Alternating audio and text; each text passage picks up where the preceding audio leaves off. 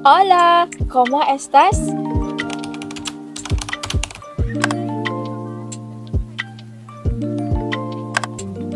Mabuhay! Ako si Binibining Windy Flores Sutil, isang mag-aaral sa Universidad ng Mindanao sa College of Teacher Education sa BS Ed Filipino sa ikatlong taon. Sa kasalukuyan, kami ay nasa proseso ng aming pananaliksik at naway gabayan kami ng Panginoon na matapos itong kasiyasiya. Sa totoo lang, lumaki ako nang hindi nararanasan na maglaro dahil pinapagalitan kami ng aking kapatid o pinagbabawalan o kaya'y tila bang pinagkaitan kami na tinatawag nilang childhood memories. Kaya palagi lang akong aral dito, aral doon. Mula pa ako sa kinder hanggang nag-third year college ako ay nandoon yung pressure na nararamdaman ko sa aking pamilya, yung mga nakapalibot na tao sa akin. Inaasahan nila palagi na mayroon akong matataas na marka dahil simula nung kinder, grade 1, elementary, junior high school, senior high school, may nakuha naman ako mga award at hindi ko naman sila nabigo at dahil yan sa gabay ng Panginoon. Ngunit alam mo ba yung pakiramdam na kulang pa? Hindi pa ito sapat. Kasi nung mula nung kinder to grade 6 ako, yung mga placements ko sa honor is nandun na sa second honor, third honor, hanggang nag-junior high school ako sa grade 7 to 10 with high honor lahat. At pagtungtong ko ng senior high school, grade 11 at grade 12, nag-with high honor ako.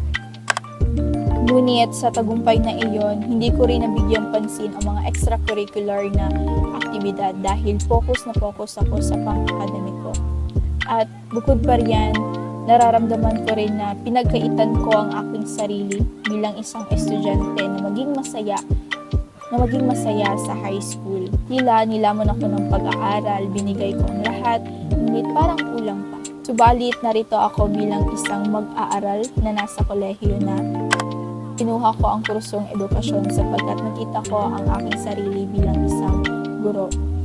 Dahil na rin isang guro ako sa Bible Kids Club namin sa local na simbahan, ang Balyok Bible Fellowship, ay nakita ko ang mga estudyante doon, mga bata doon na aking tinuturuan ng magandang balita, na nagbigay inspirasyon sa akin na kukunin ko ang kursong edukasyon.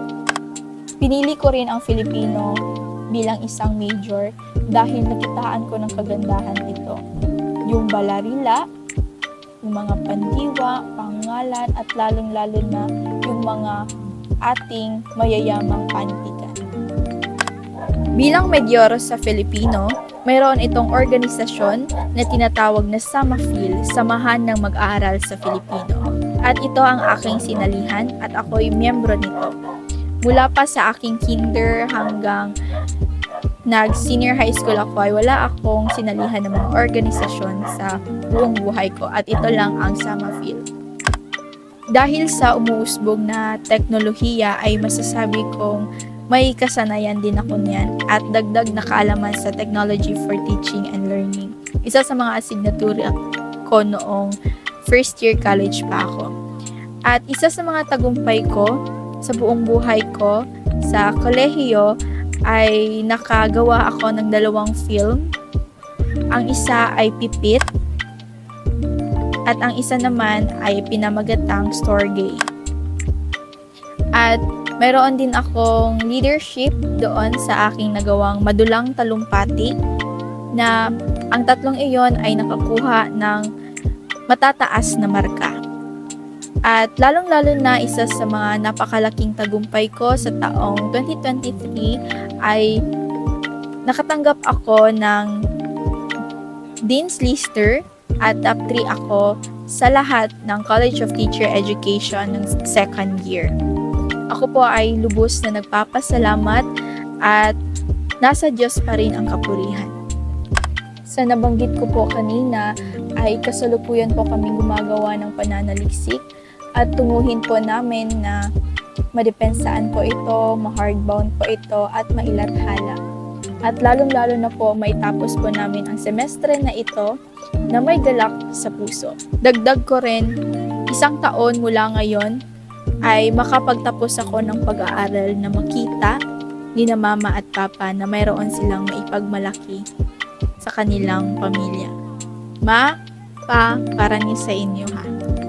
Sa aking hinaharap, pagbubutihin ko ang aking kasalukuyan upang may masaganang aanihin ang aking kinabukasan. Muli, ako si Binibining Windy F. Susutil at maraming salamat.